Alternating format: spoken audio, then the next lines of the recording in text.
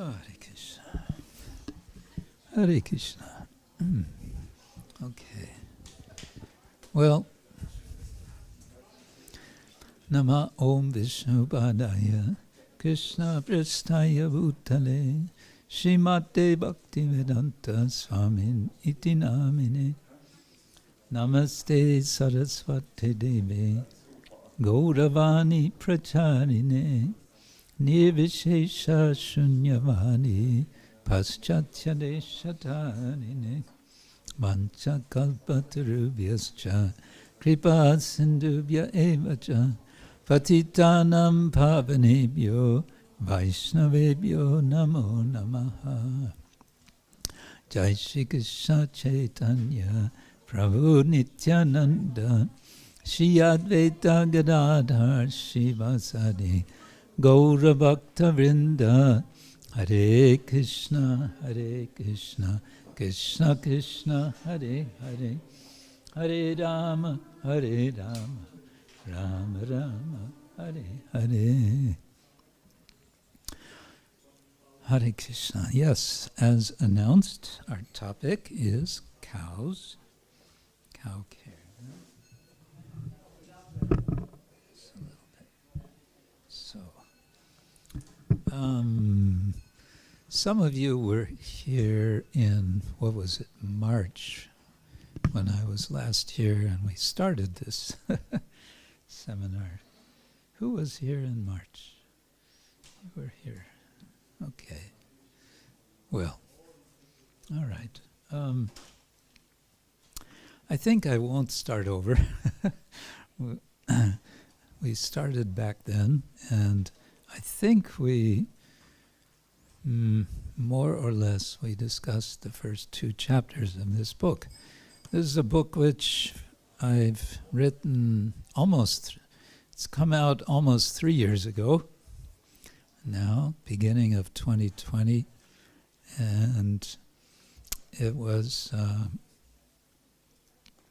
on the invitation of one scholar of what is called animal ethics, very nice person I know in Oxford, and he invited me to write something for his book series, which I did. And we managed to do the fundraising to make it available as an open access book, which means that all of you who hear this are welcome to download the book from the internet if you're interested. In digital form, it's available without any charge. It's just, there it is. And it's not because it's pirated, but because it's legal. Yeah, I kind of wish that I remember where we stopped last time, but I was thinking I would like to discuss this somewhat complicated topic of the Manu Samhita and what it says, not specifically about cows, but more about diet for human beings. Let's see. Manu Samhita. Okay. 83. All right.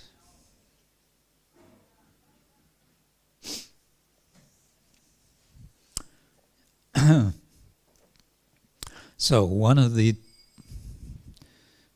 subjects I discuss is how nonviolence is preferred in Dharma Shastra.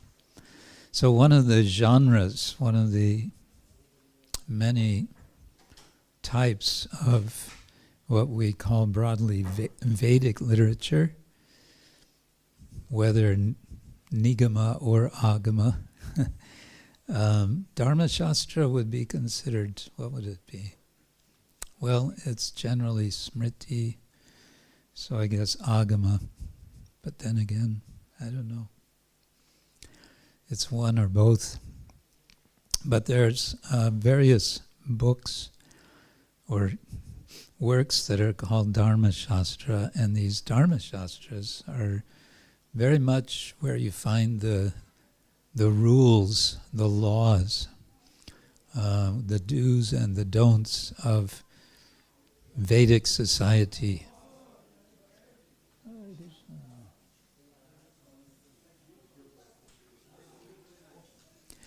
And there are many Dharma Shastras, and the one which is most famous is called the Manu Samhita, or it's also called the Manava Dharma Shastra. And the Manava Dharma Shastra is attributed to Manu. Which Manu? The present Manu. Who is the present Manu? Swayambhuva? Is it Swayambhuva? Yeah.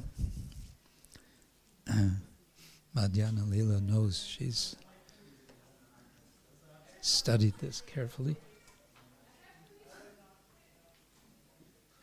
The party continues over there. It was a party. It was a movable party. And now it's moved there. Okay. Right. And there's a lot of talk in the Manava Dharma Shastra about Dharma, but specifically about Varna and Ashrama Dharma. And in the 5th chapter of Manava Dharma Shastra, it starts out with a list of what is proper food and what is improper food for dvijas. We've heard what is a dvija yesterday. It is a twice-born person, someone who has received spiritual initiation. And so it can include Brahmins, Kshatriyas, and Vaishyas if we go by the Varna system. So they have this second birth. Another word for bird is also dvija, because they are born twice. How is a bird born twice? First it's born as an egg, and then it's born out of the egg. So it's a dvija. In any case. So there's quite some ambiguity in this chapter 5. And this is what I discuss in this section of, chapter 3 of my book. And there are also commentaries on the Manu Samhita. And one of the commentaries is from a certain Medatiti. Medatiti lived in the 10th century.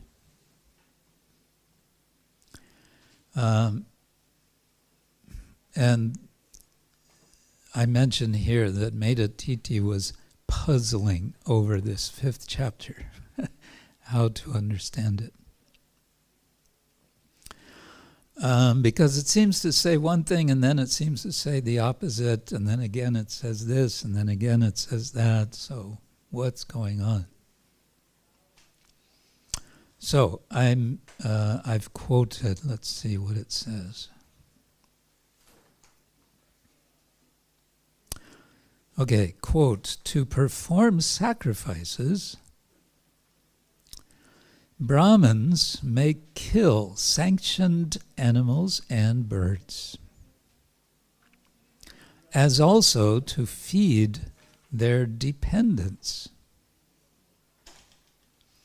Agastya did that long ago.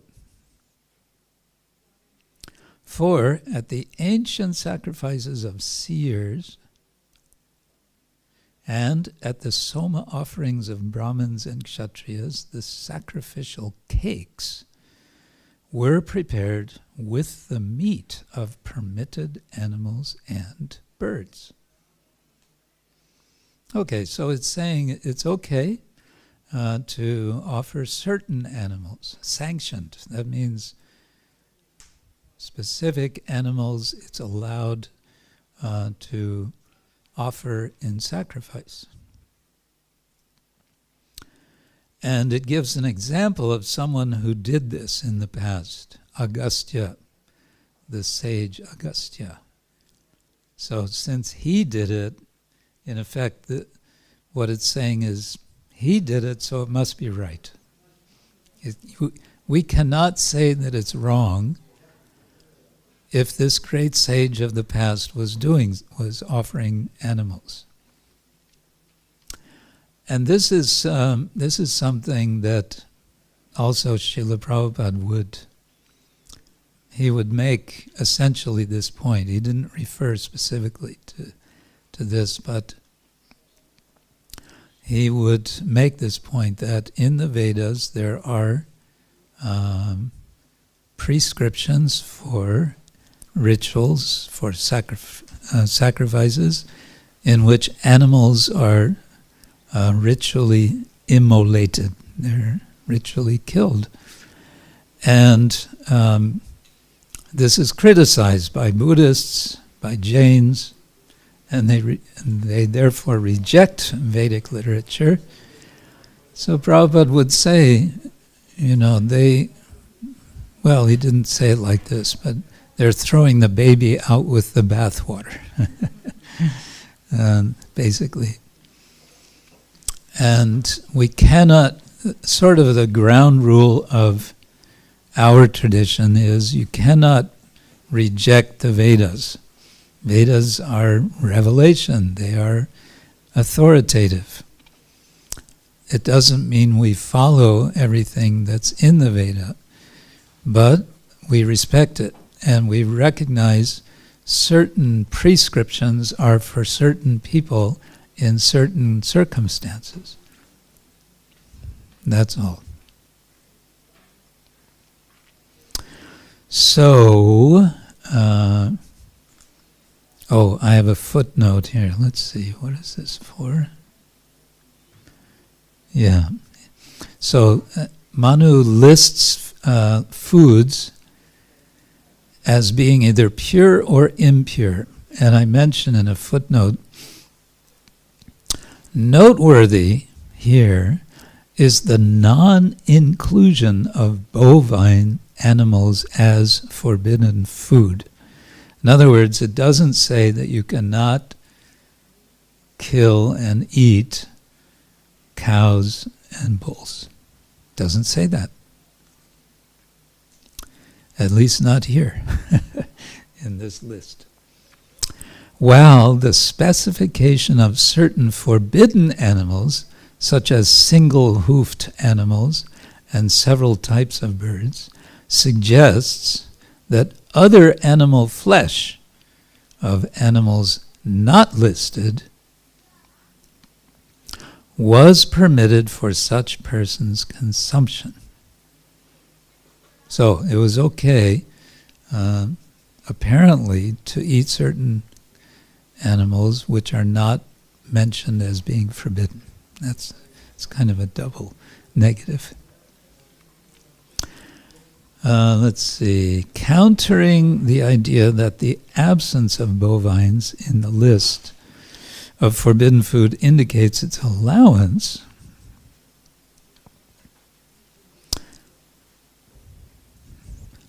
I have heard the argument that there is no mention of cows because no one would have dared even think of slaughtering a cow. So that could be the argument saying,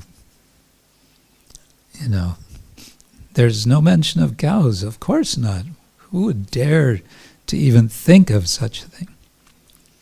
However, I say, verse 26 concludes the passage with the statement, quote, I have described above completely, asheshataha, what foods are forbidden and what permitted to the twice-born, unquote. Further, Hestermann, that's Jan Hestermann, was a scholar of Vedic literature, points out that the list is based on purity-impurity identifications of animals, and therefore cows, which are considered pure animals, could hardly be expected to be included in a list of animals forbidden to be eaten because they are impure. Okay, now this may strike us as very strange, but what it's saying is you can't eat this animal and that animal and that animal. Why? They're impure. And Vedic Dharma is a whole lot about purity. What is understood to be purity. It's a it becomes extremely complex when you get into the ritual side of purity and impurity, but he's making a reasonable point here, I think. So cows are pure, therefore they're edible. And we go, what? Yeah, that's the logic. That's the Dharma. We're talking Vedic Dharma here. So that is, from that perspective, it's reasonable. Okay, so that was the first section of this chapter 5. It's just giving lists of animals forbidden and not forbidden. And then, in the next section, there's some discussion about nonviolence, with exceptions for sacrifice. And so now it's suggesting there's a general rule, which is nonviolence, don't kill animals.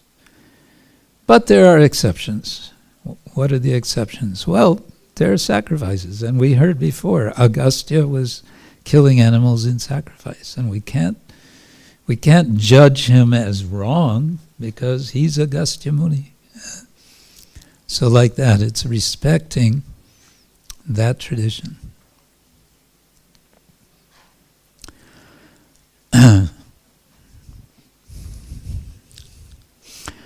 Then I say, although Manu seems to waver here by including statements suggesting divine sanction for unrestricted flesh consumption, he clearly wants to set boundaries. And then I quote,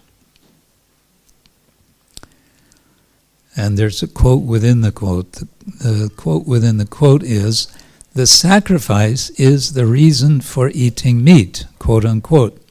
This, the tradition says, and this is still Manu speaking, this, the tradition says, is the rule of gods. Doing it for any other purpose is called the rule of Rakshasas.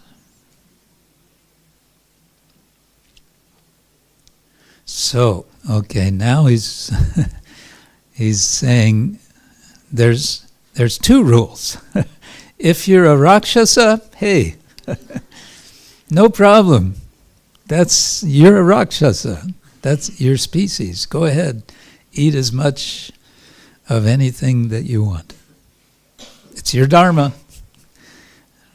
Ravana's dharma he was a Rakshasa. But if you're a god, if you're following the gods, if you are Sura rather than Asura, then there are other rules. And these rules say, only eating of meat is if there is a proper sacrifice.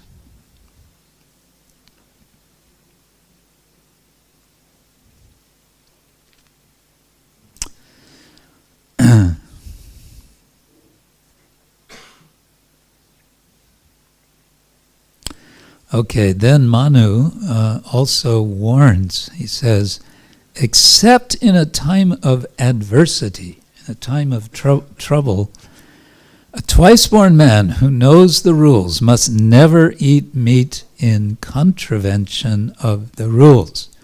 So follow the rules.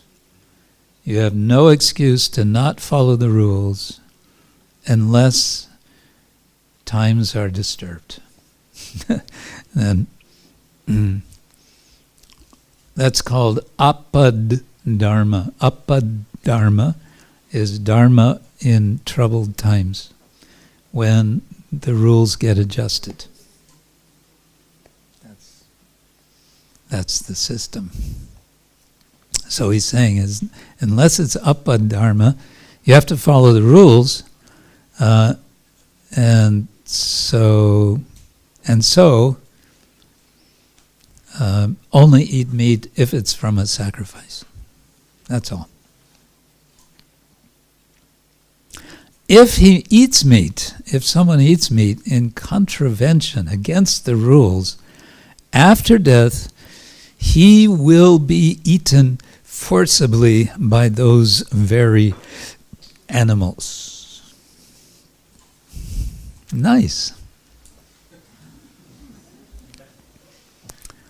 You want to eat meat and it's not part of a sacrifice? Go ahead. You will become a nice meal for those animals that you are making a meal of today.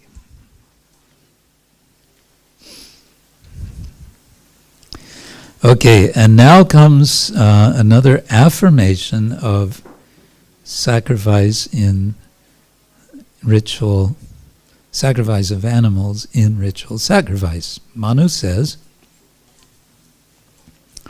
and this may surprise you, if a man refuses to eat meat after he has been ritually commissioned according to rule, after death he will become an animal for 21 lifetimes. So if you've been initiated into a ritual sacrifice as a priest, or maybe you're the yajamana, or in some way you are involved in the ritual in which animals are sacrificed, if you don't eat the meat, you're in trouble. Hare Krishna. That's what he says. He's just quoting Shastra. And then just 2 verses later, he turns around again and he says, if he, a person, gets the urge for meat, let him make an animal, a replica of an animal, out of butter or flour. But he must never entertain the desire to kill an animal for a futile reason. Futile reason, the word is vrita. And then, of course, we wonder what constitutes a futile reason. That's not explained. When a man kills an animal for a futile reason, after death he will be subject in birth, after birth, to being slain as many times as the number of hairs on that animal. So that's the famous verse we've heard sometimes about being killed as many times as there are hairs. So there it is. This is the verse. And he's saying, I believe the word futile reason, vrita, means not for the purpose of sacrifice. So if someone just wants to eat meat, that's bad news.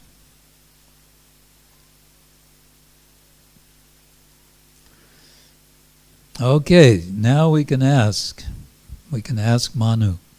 All right, so what's the essential difference between lawfully sacrificed animal flesh eating and unlawful, not ritually sacrificed animal flesh?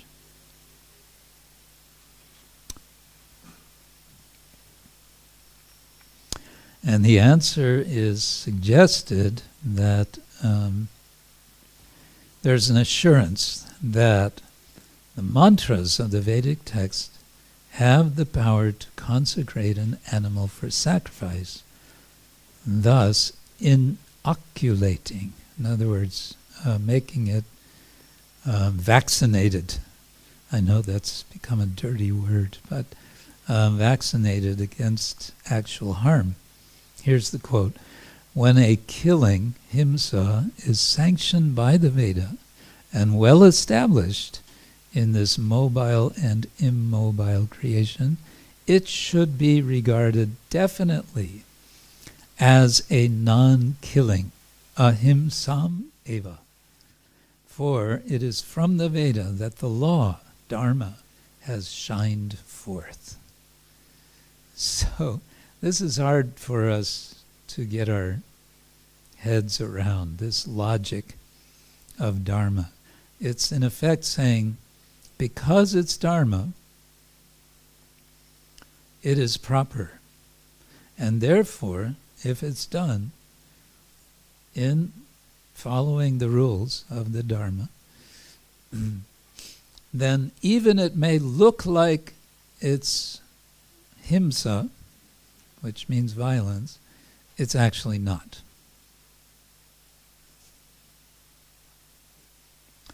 So part of the logic here, we may say, just very broadly speaking, is dharma in principle is that is revelation. It is that which is beyond our ability to reason or to perceive. So this is the basic principle of Mimamsa Shastra, that atato dharma jigyasa. Now is the time to inquire into dharma. Why? Because we recognize there are some things we just can't know about or understand because we are limited. And so the understanding is dharma is revealed to us, and it has to be accepted because we will not be able to comprehend it with our limited perception and our limited reasoning. So it's a very sort of Mimamsa style of logic, you could say.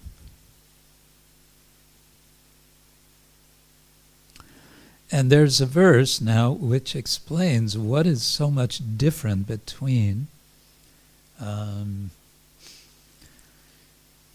prescribed sacrifice and non-sanctioned animal killing. Do you want to hear this? The self-existent one himself created domestic animals for sacrifice. And the sacrifice is for the prosperity of this whole world. You may remember, I'll continue the quote, but what does Krishna say to Arjuna in chapter 3, Bhagavad Gita? Saha yagya prajas shishtva purovacha prajapati anena prasavishyadvameshavostvishta kamaduk. he says, he's quoting Lord Brahma, in effect. He's saying, I have given sacrifice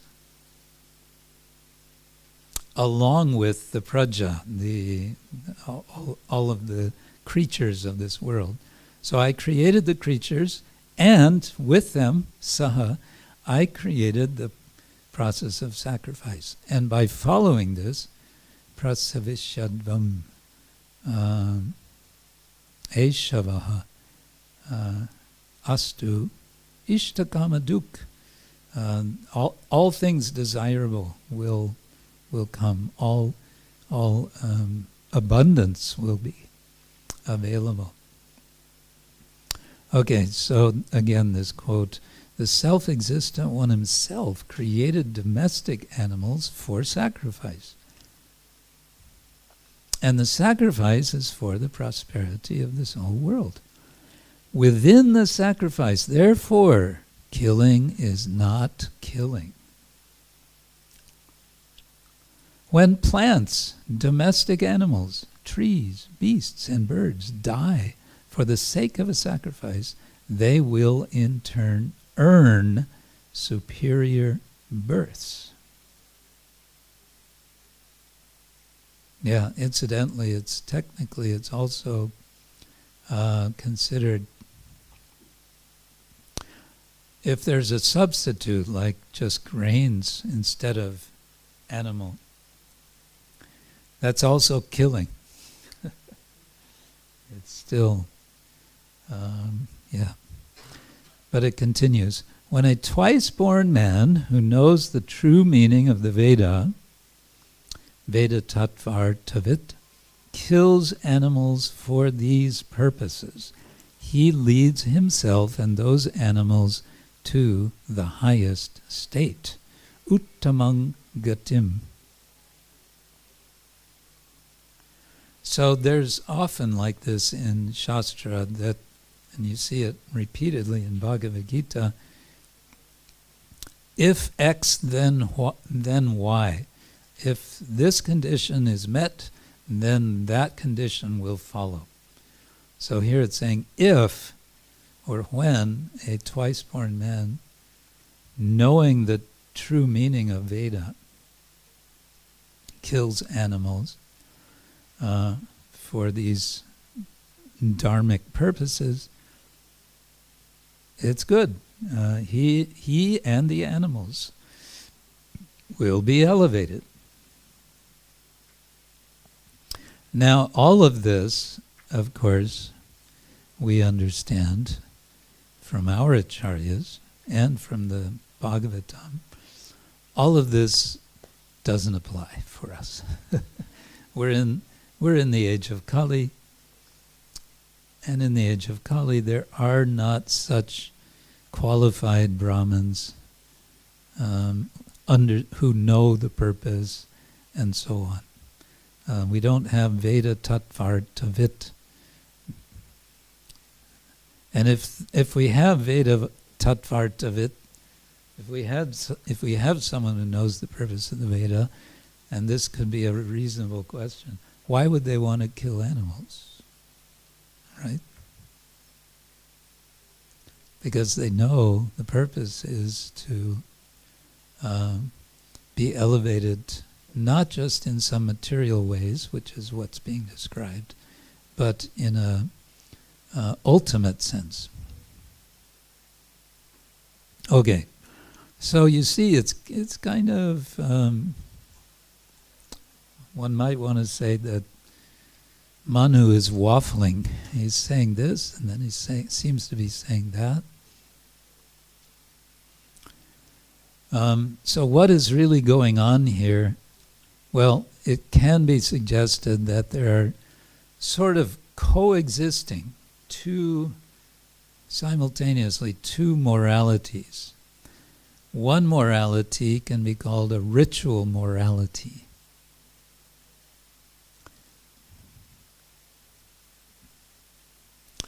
And this is quoting from, again, Hestermann, I think. In this ritual morality, time and again life has to be re-won out of death. So that's one morality, and the other is the ascetic morality, in which, quoting Hestermann, death is not, it's no longer periodically conquered, but permanently eliminated. That's the difference. So those who are doing these kind of rituals, they're sort of conquering over death for a while. And so one speaks of the immortality of the gods, but it's not the real thing. It's temporary immortality. And that's not what we want. So the ascetic morality is being introduced, and the two are being held sort of in balance, an uneasy, we might want to say an uneasy balance. Then there's a third section of the Manava Dharma Shastra, or it's also called Manusmriti. And in this section we get much stronger affirmation of ahimsa and vegetarianism. And this is practically unambiguous in endorsing a vegetarian diet, but it's not completely. So this talks about negative consequences of killing animals, and also expresses a sense of disgust at the slaughtering process.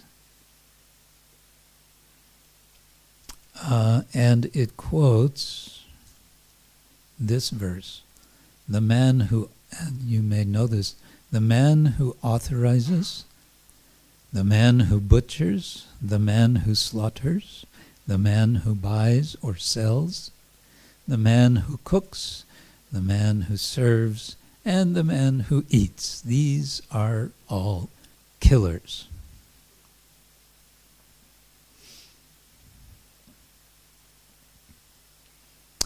And then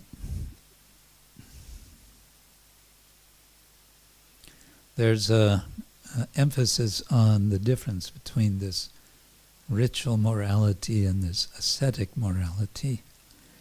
The ritual morality is never rejected because it's Veda. But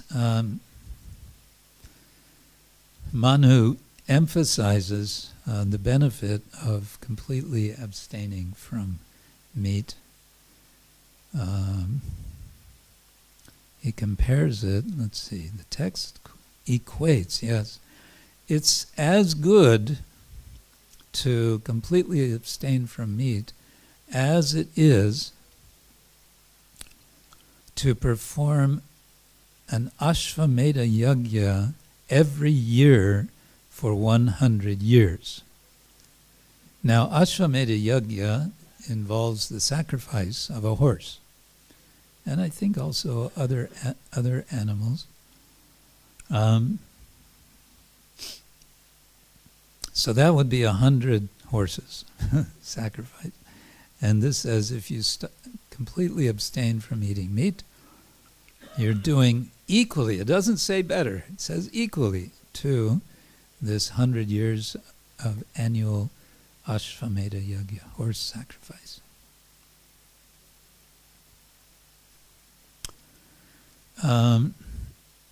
Okay, it's almost unambiguous because there's another verse that says, quote, "There is no fault in eating meat, in drinking liquor, or in having sex. That is the natural activity of creatures. Abstaining from such activity, however, brings great rewards." There's nothing wrong with it. But, so Manu is being he's being inclusive. He's saying, let's be, broad-minded. But he does, quite a bit emphasize the non-violence aspect.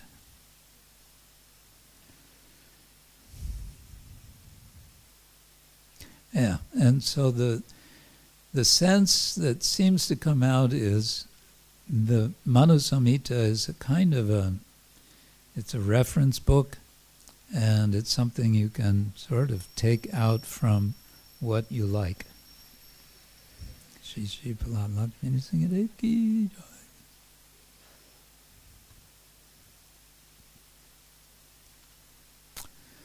Okay, that's I'm a little bit watching the clock. I should have said in the beginning, I have to keep it short because I have a meeting online which I must attend. But we have a little time if anyone wants to ask about any of this or comment. Yes, Chota Haridas.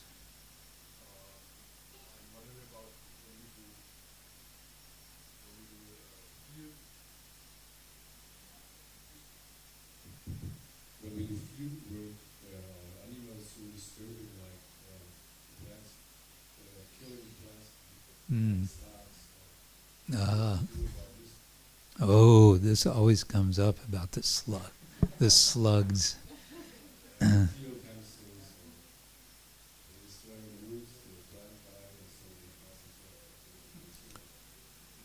Yeah, I wonder about this myself. The Jains, the Jain tradition, which rejects Veda, they have their own scriptures, a vast collection of scriptures. Their very strong principle is ahimsa. It can be said that it's the core principle of the Jains. And this is a reason why Jains generally don't do farming.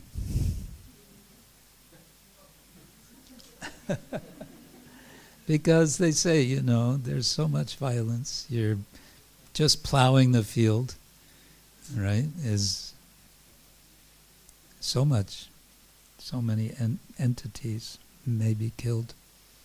So they just say, we won't do the farming. Others can do the farming.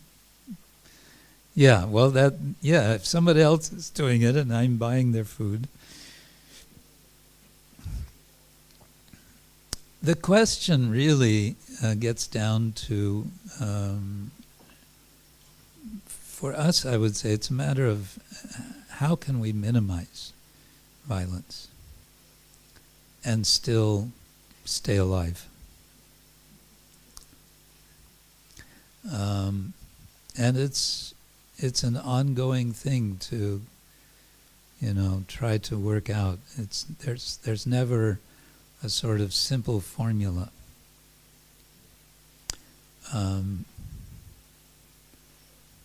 We want to grow zucchinis to offer to Lord Nrsingadev. If we don't do something about the slugs and the whatever else is feasting on them, then they get the feast, but Nrsingadev doesn't get. So I think the first question is there some way to prevent, maybe if you just put a sign, my dear slugs, please go somewhere else. You're not welcome here. Oh, they don't follow those signs. Well, okay, are there other ways to protect the plants?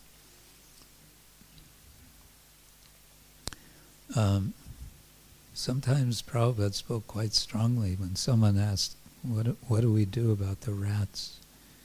That was in Scotland, I think, someone asked. what to do about the rats. Can we kill them? Prabhupada said, no, you should be killed.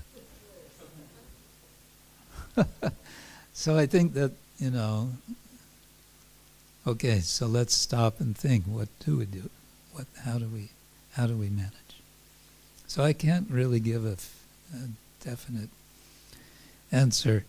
A broader, part of the answer maybe is that we do put a priority on the protection of cows. And it's understood that by protecting the cows,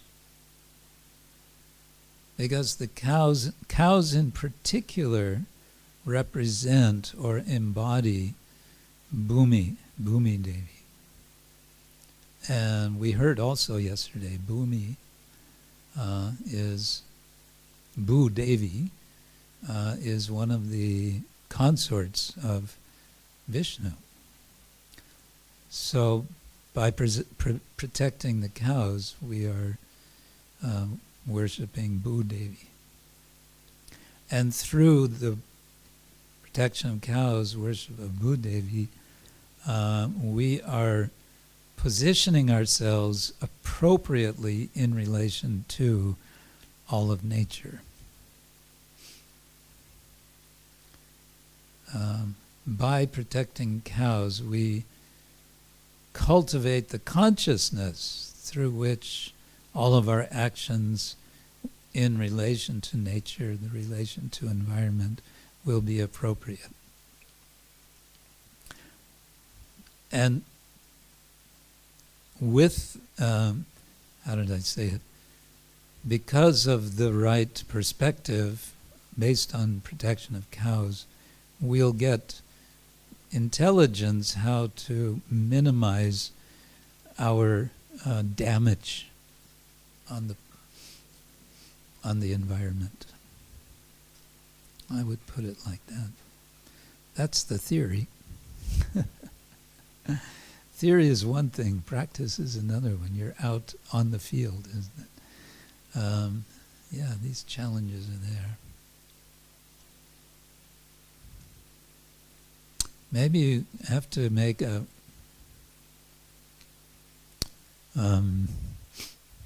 alternative place for all those animals who want to eat your crops. And you just put a sign, you say, these are for you guys over here. This is for us. This is for us humans, and that's for you snails and slugs and no, that doesn't work either.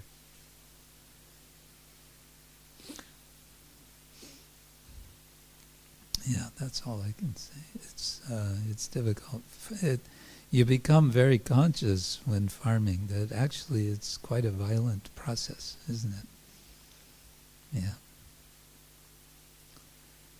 Yeah, if we want to survive ourselves. Therefore it's said, ahastani sahastanam apadani chatuspadam palguni tatra mahatam jivo jivasya jivanam. Those without hands are food for those with hands. Those without legs are food for those with legs. The small and the weak are food for the big and the strong, and life is the life of life. That's a kind of literal translation. In other words, it's describing what some would call biotic violence. It's actually, if you read a little about animal behavior, I started reading some things. There are some animals who are really, really nasty. There are spiders where if after the male and the female mate, the female eats the male. Hare Krishna.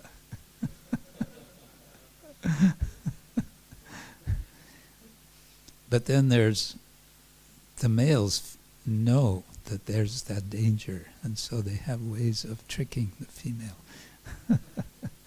Things like that. There's all kinds of crazy things going on.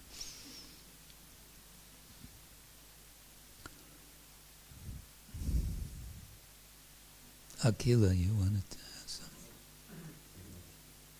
Just a small thing about snails. We also have lots of snails and flowers. There are snails on the flowers. What to do? What to do? And the moment I just collected all the You go snail collecting. when it's still moist, Yeah. they can move on their friends. Just Mm-hmm. go around, chant, and pick up the snails and take the flowers. That's a new kind of japa.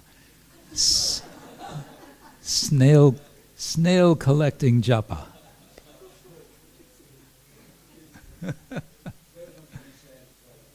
Yeah. And you're chanting to the snails, right? Whoops. And then they come back tomorrow.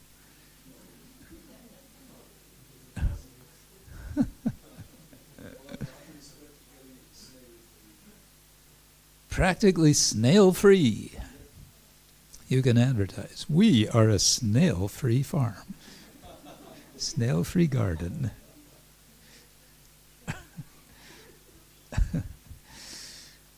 So it's a matter of patient, careful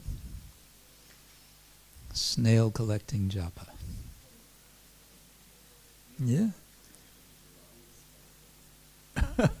Something. You can sing to the snails, right? Hare Krishna, Hare Krishna. Yeah. Okay.